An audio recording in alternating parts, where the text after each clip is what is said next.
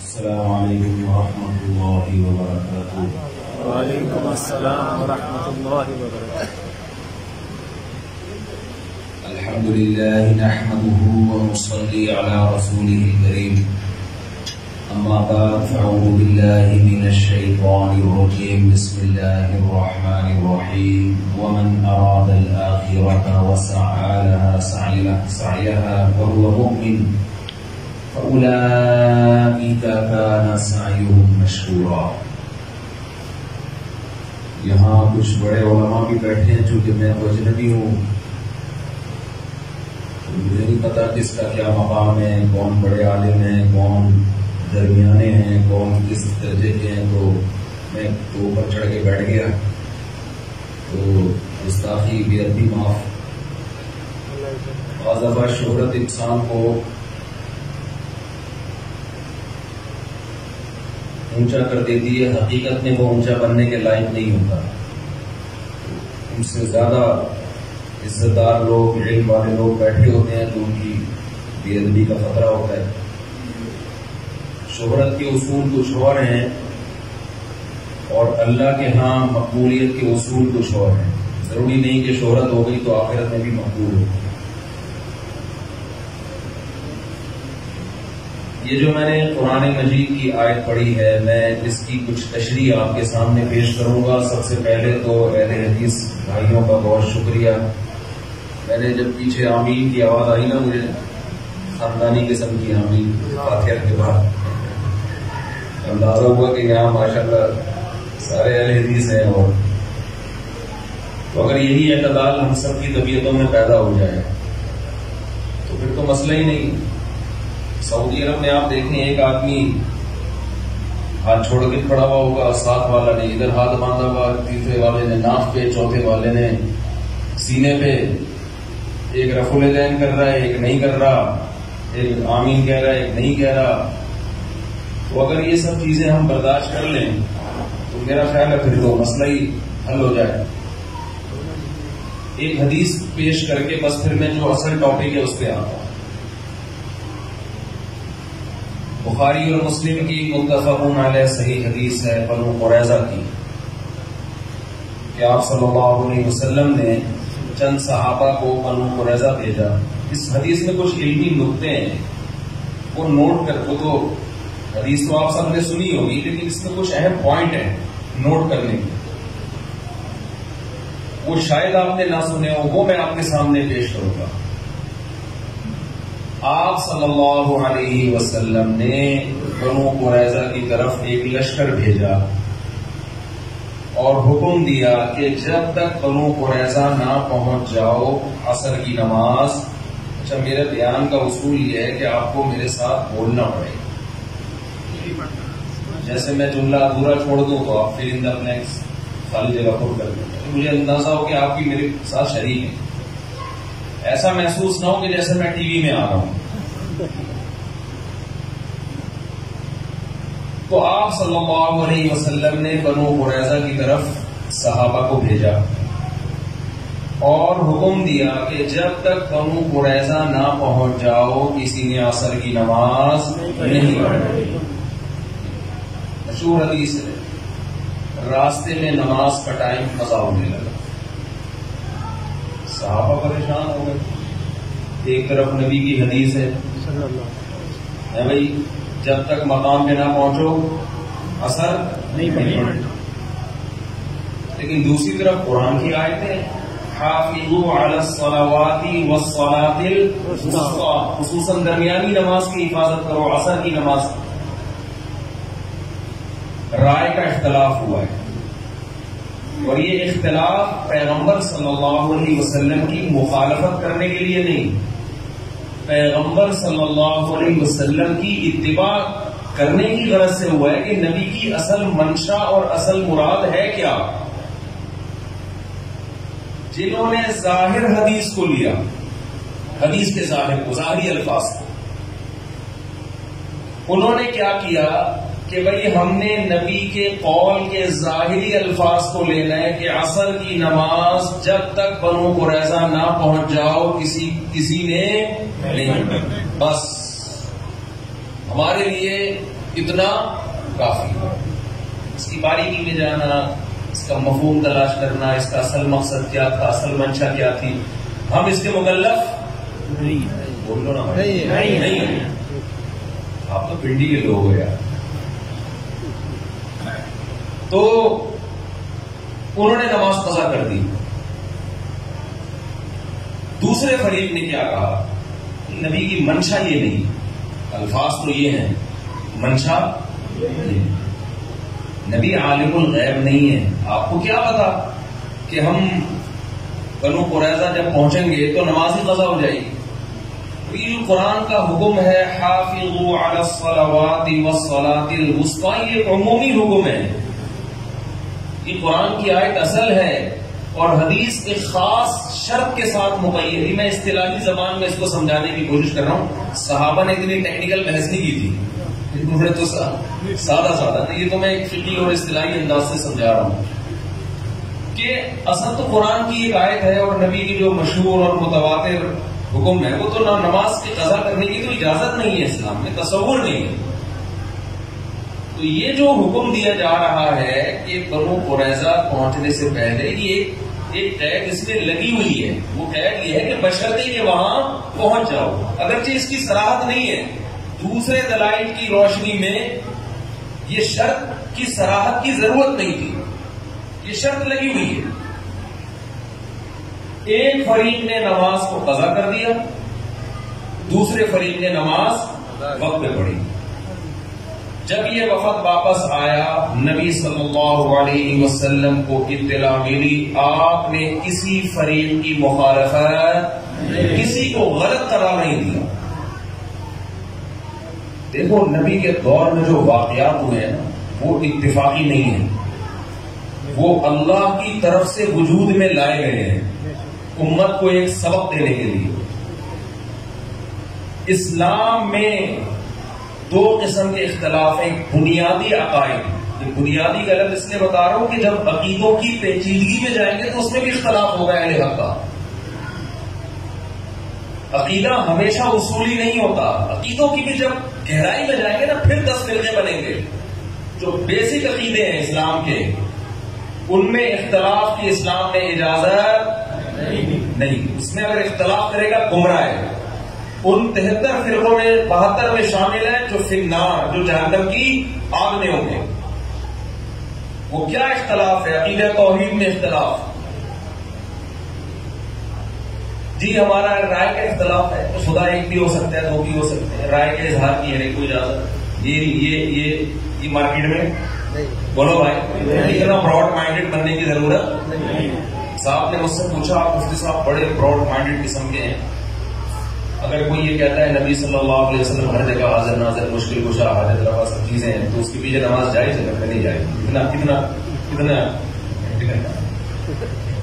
اتنے ہم اکثر ایک نعرہ لگایا جاتا ہے کہ یہ مولوی لوگ جو ہے لوگوں کو دائرہ اسلام سے نکالتے ہی رہتے. بھائی دائرہ اسلام سے ہم نکالتے نہیں ہیں، لیکن جو پکا نکل گیا ہو اس کو ہمیں دائرے میں لانے کی بھی اجازت نہیں ہے. ہمارے معذرت کر تھوڑی ابیوزو لینگویج استعمال کر سکتا ہوں مدد کے ساتھ، تھوڑی اسٹائل ہے میرا، کیا کریں مجبور ہے. یہ ہمارے باپ کا دین نہیں ہے، اتنا اس سے زیادہ نہیں ہے.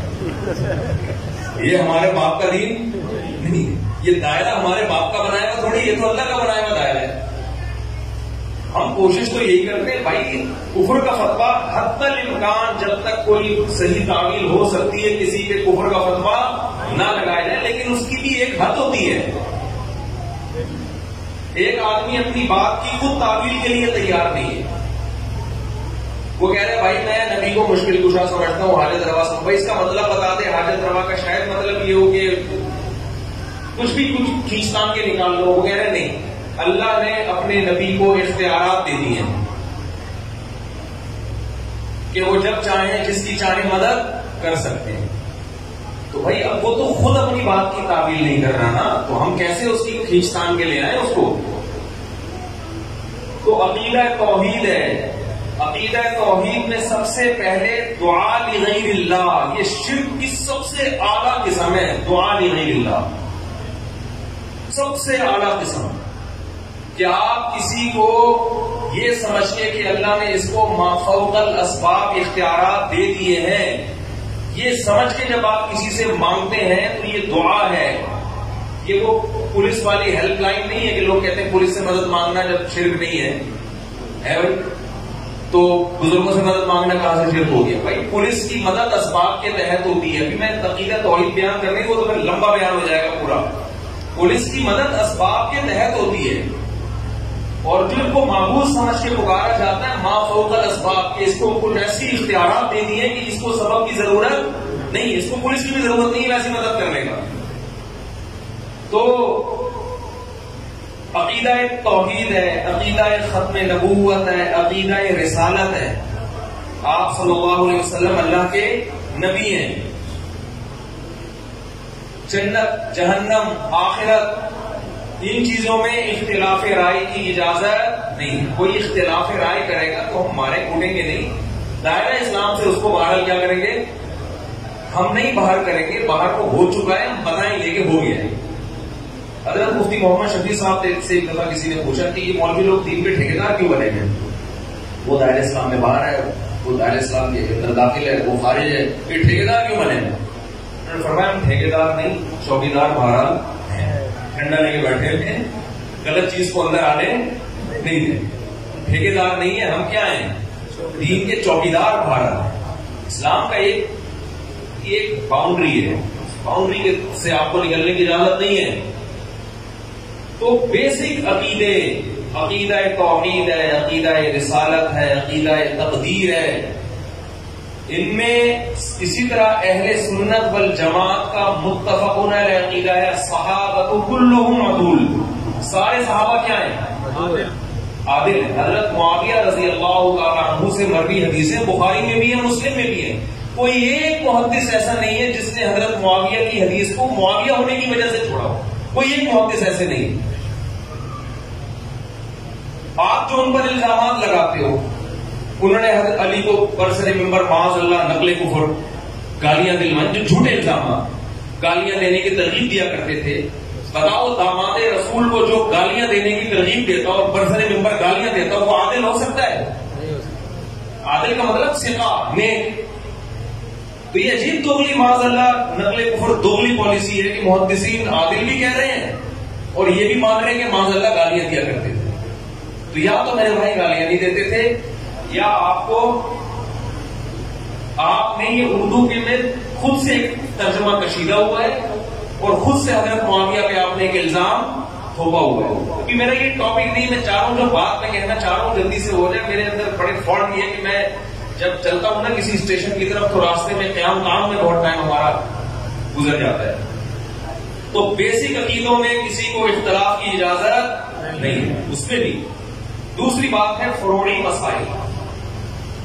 اب مجھے ایک بات بتاؤ کہ فروعی مسئلے میں اسلام میں جو عملی مسائل ہیں ان میں سب سے زیادہ توحید کے بعد سب سے اہم حکم نماز کا ہے یا نہیں ہے؟ بولتے کیوں نہیں بھائی؟ اسلام میں تو جب آدمی مسلمان ہوتا ہے، یعنی شرک کے بعد سب سے بڑا جرم گناہ کیا اسلام میں؟ نماز قضا کر دینا. امام احمد ابن حنبل تو اس کے قائل ہیں کہ وہ اسلام سے ہی خارج ہے. اور عبداللہ بن مسعود کی صحیح حدیث بھی ہے اس بارے میں کہ ہم نبی کے دور میں کسی گناہ کو کفر نہیں سمجھتے تھے، لیکن نماز چھوڑنے کو ہم کیا سمجھتے تھے؟ کفر. اب یہاں کفر سے کفر دون کفر مراد نہیں ہو سکتا، اس لیے کہ وہ تو سارے گناہ ہیں نا. اس میں تعویل نہیں ہو سکتی عبداللہ بن مسعود کے اس قول میں. اس لیے امت میں اختلاف رہا ہے کہ کسی گناہ کے بارے میں کسی مجتہد کا یہ قول نہیں ہے کہ چھوڑنے سے کافر ہو جاتا ہے. لیکن امام احمد بن حنبل کا نماز کے بارے میں کیا قول ہے؟ جان کر چھوڑنے سے کافر ہو جائے. حتیٰ کہ شیخ بن باز کا یہ فتویٰ تھا سعودیہ کے سابق مفتی اعظم کہ اگر کوئی رات کو سویا اور اس نے فجر کی نماز کا الارم نہیں لگایا اور الارم لگایا صبح آفس کا 8 بجے کا، وہ کافر ہو جائے گا، اس کا نکاح بھی ٹوٹ جائے گا. اتنا بڑا حکم. ایک بات، صحابہ کا کس میں اختلاف ہو رہا ہے؟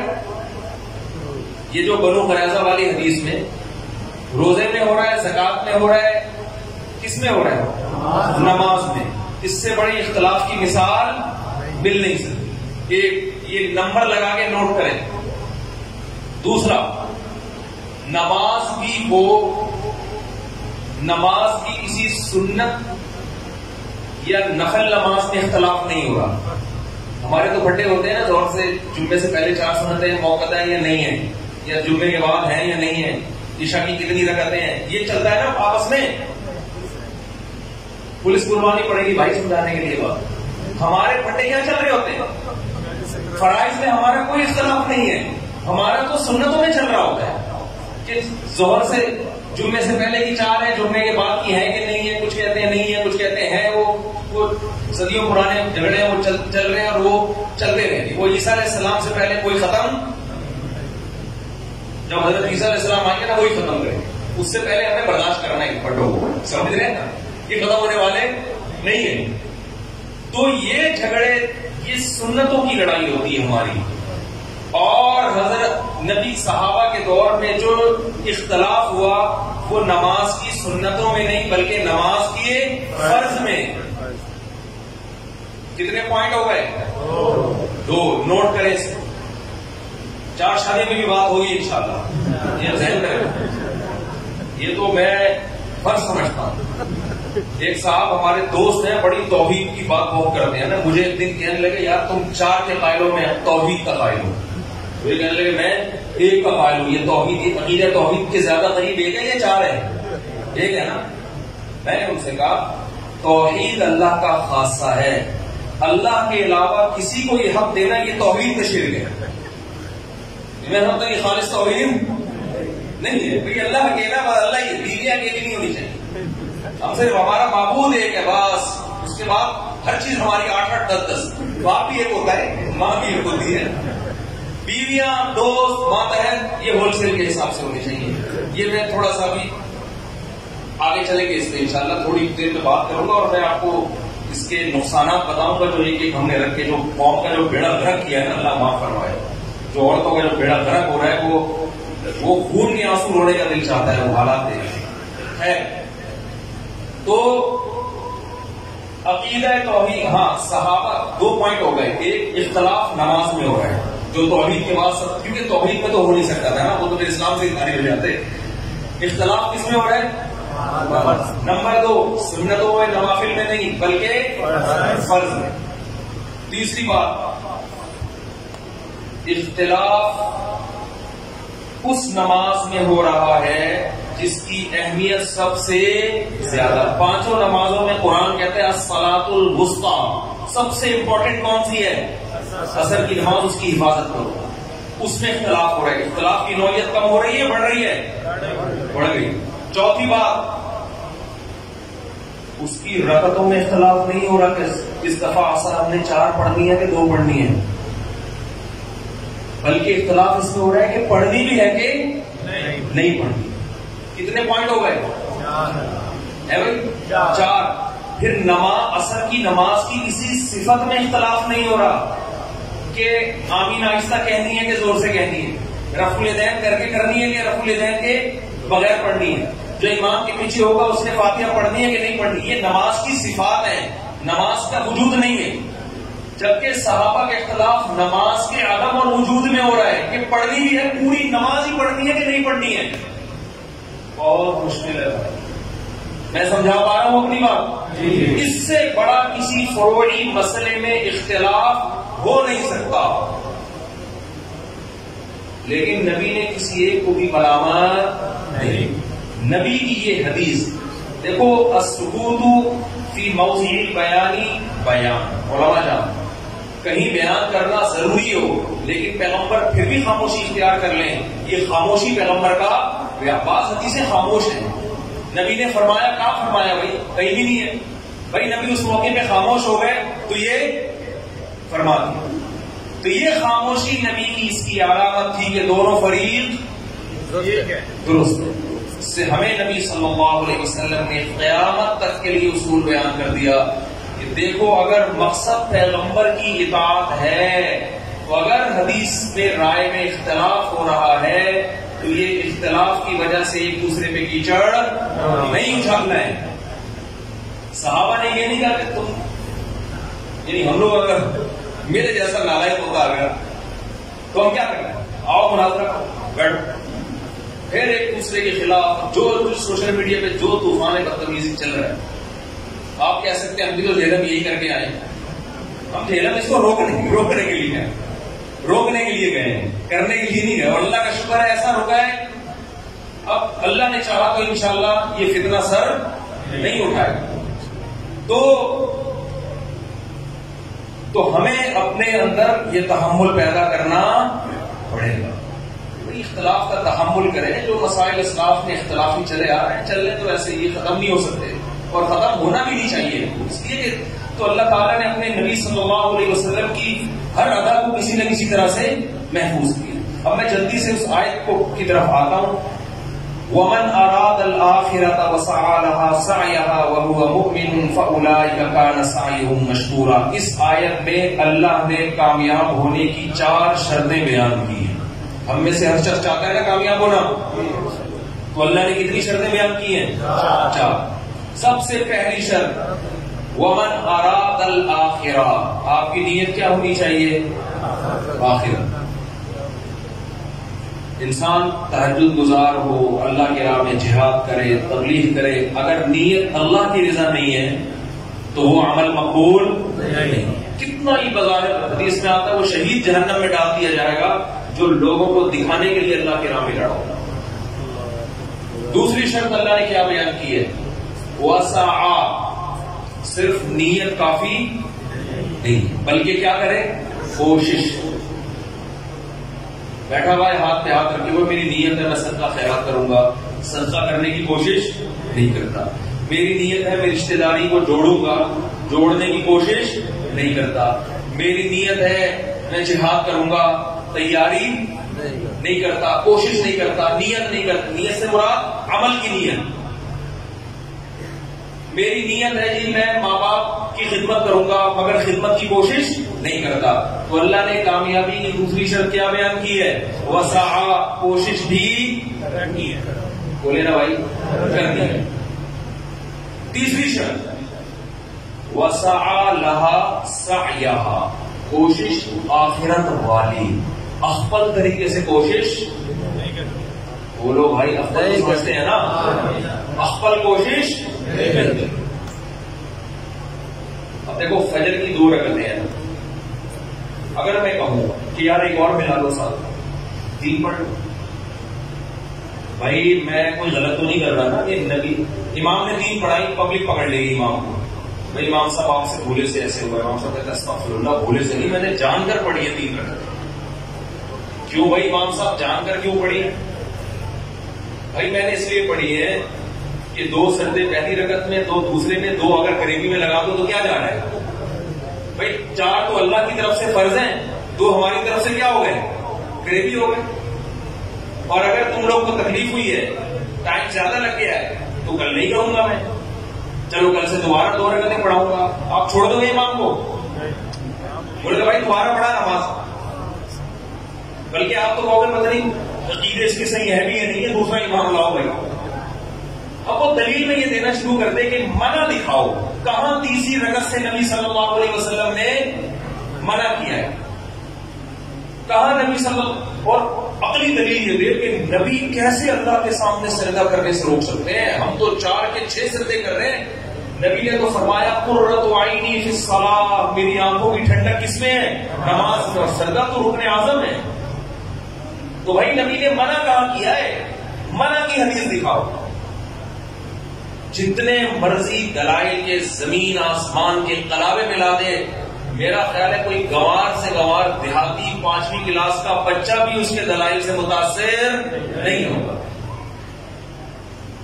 بھائی نبی نے جب 2 پڑھے تو نبی سے آگے نکلنے کی کوشش کر رہا ہے. 2 رکعتیں پڑھی ہے. عبادت توقیفی ہوتی ہے، اس میں افضل طریقہ نہیں چلتا.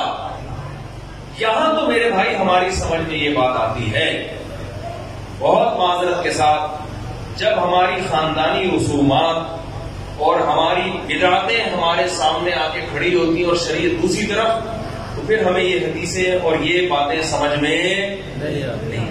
وہاں کہتے ہیں حرج کیا.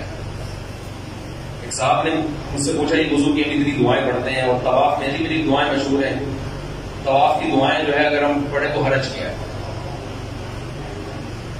میں نے کہا حرج یہ ہے کہ جو چیز ثابت ہے وہ چھوٹ جائے گی آپ سے. جب بھی کوئی انسان ایک بدعت پر عمل کرتا ہے نا تو اللہ اسے سنت چھین لے لیتا. ہمارے شیخ حضرت مفتی رشید احمد صاحب فرمایا کرتے تھے بعض لوگ عملاً بدعتی ہوتے ہیں اور بعض مزاج کے بدعتی ہوتے ہیں.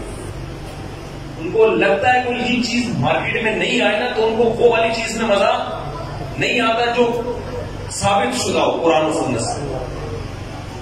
تو قرآن نے کیا کہا ہے وَسَعَى لَهَا سَعْيَهَا, آپ کی مخفل کوشش بولو نہیں چلتی.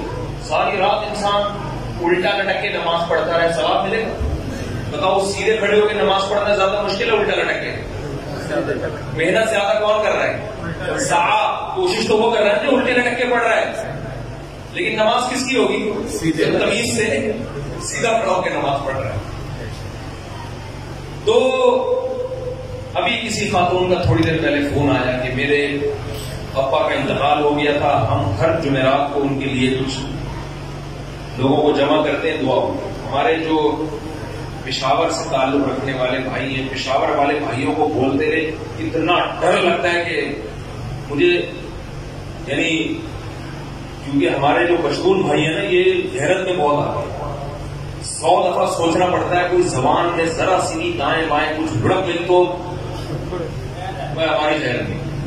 مہمان نواز بھی بہت ہے, بہادر بھی بہت ہے, لیکن بہت حساس بہت ہے. پشاور میں KPK میں بہت معذرت کے ساتھ عادت ہے کوئی مر جائے نا تو جو تعزیتی پروگرام چلتے ہیں رشتے دار کہتا ہے جو میت کا بیٹا کاش میں مر جاتا اور ابا یہ ذمہ داری مہمانوں کو نمٹانے کی سنبھال لے. یہ حالت ہو جاتی ہے. یعنی ان کا یہ ہوتا ہے, سب کی بات نہیں کر رہا بھائی جو بیان سن رہے ہیں ان کے علاوہ, بندہ مر جائے نا تو تمبو لگنے کے بعد تعزیتی پروگرام, پھر قرآن خوانیاں, پھر دیگیں, پھر جو آ رہا ہے اس کو چائے, پھر ایک رسم میں جو آ رہا ہے دعائے خیر و شفا اللہ تعالیٰ مغفرت نکونا دے وغیرہ وغیرہ, پوری لمبی دعا. جو بھی آئے گا سب نے ہاتھ اٹھانا ہے. ہاتھ نہ اٹھائیں تو اس بات کا خطرہ ہے جہاں جنازہ لیٹا ہوا ہے تھوڑی دیر میں آپ بھی وہی لیٹ. میرا اندرون سندھ دورہ ہوا, مجھے نہیں پتا تھا ان کیا میت بھی ہو گئی ہے تو, اور میت ہوئے بھی کئی دن ہو چکے تھے. میں وہاں گیا, میں تو سندھی حضرات تھے بڑے محبت کرنے والے, بیان سن رہے ہو تو بھائی معذرت. تو ان کے کہیں والد صاحب کا 30-40 دن پہلے انتقال ہو گیا. اب جو بھی آ رہا ہے نا 30-40 دن کے بعد بھی کیا کر رہا ہے, ہاتھ اٹھا کے دعا. مجھے پتا تھا یہ ان کی رسم ہے, جو نہ مانگے نا اس کو چھوڑتے ہی نہیں ہے. 3 دن ویسے ہی تعزیت, اتنا لمبا غم کو کھینچنا شریعت میں ویسے بھی نہیں ہے. میں نے ارادہ کر لیا, میں نے کہا میں بس اقبل طریقے سے دعا مانگوں گا, ہاتھ نہیں اٹھاؤں. میں نے ان سے کہا, انہوں نے مجھے کہا وہ ہمارے ابا کا بھی انتقال ہو گیا تو ذرا دعا کرتے رہے. دل سے دعائیں اللہ ان کی مغفرت فرمائے, ان کے درجات کو بلند فرمائے, ان کو ترقی. اتنی میں نے اپنے ابا کے لیے شاید دعا نہیں مانگی ہوگی جتنے ہاتھ اٹھائے بغیر ان کے ابا کے لیے دعا. انہوں نے کہا ہاتھ اٹھا کے ہو جائے. میں نے کہا بس یہ ہو گئی, اتنا کافی ہے. نہیں جی ہاتھ اٹھا کے, میں نے کہا ہو گئی, دل سے دعا مانگی. کہہ رہے آپ ہاتھ کیوں نہیں اٹھا رہے؟ میں نے کہا دیکھو سب اٹھاتے ہیں, یہ ضروری سمجھ لیا ہے. کوئی چیز اپنے اوپر مسلط نہ کرو, ہنسی خوشی زندگی گزارو. جو زندہ ہے ان کی بھی فکر کرو نا, کچھ ان کو ٹینشن نہ دو. نہیں بھائی, پھر تھوڑی دیر میں بندہ آیا ہاتھ اٹھائے, ہم بھی ڈھیل ہونے کے بیٹھ گئے تھے. پھر کیا ہوا جی, کھانا تھا, کھانے کے بعد ان کے دفتر میں گئے, کوئی ان کا افتتاح تھا. پھر انہوں نے کہا ہاتھ اٹھائے. میں نے کہا اللہ اس سے زیادہ میرے بس میں یہ پکڑ کے مجھے مارے. انہوں نے ہاتھ اٹھا لیا. میں نے کہا اللہ میں تو چاہ رہا تھا لیکن یہ چبر میں آ جاتا, اس سے زیادہ میں میرے بس میں نہیں. بھائی کیوں جو چیز شریعت سے ثابت نہیں ہے اس کے پیچھے کیوں اتنا پڑ جاتا ہے؟ عربوں میں میتیں ہوتی ہیں, کتنے آرام سے انسان ہنستا کھیلتا دنیا سے جاتا ہے, اور کوئی قرآن خوانیاں نہیں ہوتی اس کے لیے, کوئی بڑے بڑے پروگرام نہیں ہوتے. ما تعالی الایمان ما قدر اللہ. عربوں کی زبان پہ 2 جملے ہوتے ہیں, ما قدر اللہ جو اللہ نے مقدر کیا, ما تعالی الایمان خوشی کی بات ہے, ایمان پر گیا. دعا کرتے رہتے ہیں بیٹھ کے اس کے لیے. ہمارے ہاں کیا تمبو لگتے ہیں، وہ آ رہا ہے پھر جا رہا ہے کوئی، پھر وہ جو بیچارے جو پیچھے لواحقین ہیں، مجھے خود کے بھی ایسے فون آتے ہیں، کہتے ہیں ہمارے ہاں مفتی صاحب میت ہو جائے اتنا عذاب بن جاتا ہے کہ ہمیں سارے کام چھوڑ کر بس ہاتھ پھر وہ آٹومیٹک پھر وہ دعا دل سے بھی نہیں نکلتی اور ایک رسم بن جاتی ہوا، پھر نیچے گرا ہے، پھر یوں اڑا ہے، پھر نیچے گرا ہے. تھوڑی دیر تنہائی میں بیٹھ کے ابا کے لیے رو کے دعا مانگ لیتے ہیں، وہ اس سے زیادہ اچھی. پھر وہ ہیرا ناجزہ ہوتا ہے، پتہ نہیں ابا کی نمازیں معاف ہو رہی ہیں، وہ صدقہ اس کو دیا، پھر ادھر سے صدقہ اٹھا کے اس کا دیا، پھر ادھر سے کیا ہو رہا ہے پتہ نہیں. تو یہ اللہ قرآن میں کہہ رہا ہے وَسَعَى لَهَا سَعْيَهَا، پشاور والوں اخبل طریقہ نہیں چڑھے گا. وَسَعَى لَهَا سَعْيَهَا، کوشش وہ ہوگی جو اللہ اس کے رسول نے بتائی ہے. تو بدعت کے خلاف مل کے جد و جہد کرنی چاہیے، بدعت کو معاشرے میں پنپنے نہیں دینا چاہیے. اور آخری شرط اللہ نے کیا بیان کی ہے، وَهُوَ مُؤْمِنٌ. یہ تمام معیارات پہ اگر کوئی پورا اتر بھی گیا، جب تک ایمان نہیں ہے، ایمان سے یہاں لغوی ایمان مراد نہیں ہے، وہ تو ہندو کا بھی ہوتا ہے ایمان، تو مطلب کہ وہ اپنے بھگوان پہ ایمان رکھتا ہے. ایمان سے اصطلاحی ایمان کہ جو اسلام کے ضروری عقائد ہیں ان تمام کو تسلیم کرتا ہو. تو ایمان کے بغیر کوئی نیکی مقبول نہیں ہے. اس سے لوگ اکثر پوچھتے ہیں یہ اتنے بڑے بڑے سائنسدان تھے، انہوں نے انسانیت کی اتنی خدمت کی ہے اور آپ کہتے ہیں یہ جنت میں نہیں جائیں گے تو ان کو کوئی آخرت میں بدلہ نہیں ملے گا، ایسا کیوں ہے بھائی؟ اسلام ایسا سخت نظریہ کیوں سکھاتا ہے؟ میں ان سے کہتا ہوں دیکھو ان بڑے بڑے سائنسدانوں نے آپ کی خدمت کی، جس کی وجہ سے آپ کو ان سے اتنی محبت کہ آپ کو ان کا جنت میں نہ جانا اور جہنم میں جانا برا لگ رہا ہے. تو جس اللہ نے ان پر اتنے احسانات کیے تو اس اللہ سے ان کو تعلق کیوں نہیں؟ آپ کو ان کے ایڈیسن نے بلب ایجاد کر لیا، ایک بلب دیا ہے اس نے. اب ہماری یونیورسٹی کے طلبہ چاہتے ہیں جہنم میں نہ جائے، ہم بھی چاہتے ہیں نہ جائے، تو وہی اگر نہ جائے تو ہمیں کیا ہو؟ لیکن اللہ کہہ رہے ہیں کہ نہیں، اگر اس تک اسلام کی دعوت پہنچی تھی، عقیدہ توحید اس تک پہنچا اور اس نے عقیدہ توحید پر ایمان نہیں لایا، اللہ نہیں معاف کرے گا، یہ قرآن کا فیصلہ ہے. اب ہمارے جو یونیورسٹی کے لوگ ہیں نا ان کو بڑے اشکالات ہوتے ہیں، اور اتنی انسانیت کی خدمت کی، بلب بنانے چلا گیا، وہ بلب کیا کیا کر رہا ہے آپ کے؟ وہ بلب جناب روشنی کا کام بھی کر رہا ہے، بیکری کے کیکوں کو بھی کیا کر رہا ہے؟ تازہ رکھ رہا ہے نا. پتہ نہیں لگتے ہیں پہلے تو وہ کیک کو گرم کرنے کے لیے بلب لگایا کرتے ہیں. تو کتنی خدمت کر کے چلا گیا وہ، اور یہ مسلمان لوگ کہتے ہیں کہ وہ جنت میں نہیں جائے. تو بھائی اس نے ایک بلب دے کر آپ پر احسان کیا اور آپ کو اس کا جنت میں، اس کا جہنم میں جاتے ہوئے ترس آ رہا ہے کیونکہ آپ کا محسن ہے. تو جس خدا نے سورج دیا، چاند دیے، جس خدا نے ایڈیسن کو پیدا کیا، جس خدا نے اتنے بڑے بڑے ان لکم فی الانعام لعبرۃ نسقیکم مما فی بطونہ من بین فرث ودم لبنا خالصا سائغا للشاربین. قرآن کہتا ہے سوکھا چارہ ہم ان جانوروں کو کھلاتے ہیں، سوکھے چارے کو تم رگڑ کے دیکھو تیل کا ایک قطرہ نہیں نکلے گا، لیکن اس جانور کو کھلاتے ہیں کیسا چکنا گاڑا دودھ اس سوکھی گھاس سے اللہ نکال کے دکھاتا ہے. اور اس خالصاً فرمایا کہ نہ اس میں گوبر کی بدبو نہ خون کی بدبو. ایک ہی فیکٹری میں اس چارے سے گوبر بھی بن رہا ہے، خون بھی بن رہا ہے، دودھ بھی بن رہا ہے، لیکن اس فیکٹری میں جہاں دودھ تیار ہو رہا ہے نہ گوبر کی بدبو آتی ہے نہ خون کی رنگت. خالصاً یہ اس کا کلر دیکھو اور مزہ دیکھو، سائغا للشاربین، پینے والوں کے حلق میں پھسلتا چلا جاتا ہے. بتاؤ دودھ کی ایجاد عجیب، زیادہ عجیب ہے یا بلب کی ایجاد؟ دودھ کی ایجاد بلب سے کئی گنا زیادہ عجیب. اور یہ دودھ اگر ہمیں پینے کو نہ ملے، بلبوں کو ہم خود ٹینشن میں آ کے اپنے ہاتھوں سے توڑ کے ختم کر دیں گے. کس قدر بڑی نعمت جس خدا نے، اور یہ ایک نہیں ہے، وَإِن تَعُدُّوا نِعْمَتَ اللَّهِ لَا تُحْصُوهَا. قرآن کہتا ہے اگر ایڈیسن کی نعمتوں کو گنو گے 4-6 سے زیادہ اس کی چیزیں نہیں ملیں گی، اور وہ بھی اللہ کی دین ہوگی. اللہ نے اس کی کھوپڑی میں ڈالا ہوگا کہ تو یہ بنا دے، خود سے نہیں جاتا کچھ کسی کا دماغ. اور جب اللہ کی نعمتوں کو تم گننا شروع کرو گے، لا تحصوها، تم قیامت آ جائے گی ان نعمتوں کو شمار نہیں کر سکتے. تو اس خدا سے جب تک آپ کو محبت نہیں ہوگی، اس خدا کے احکام کا التزام نہیں کرو گے، تو جنت میرے بھائی اللہ نے بنائی ہے.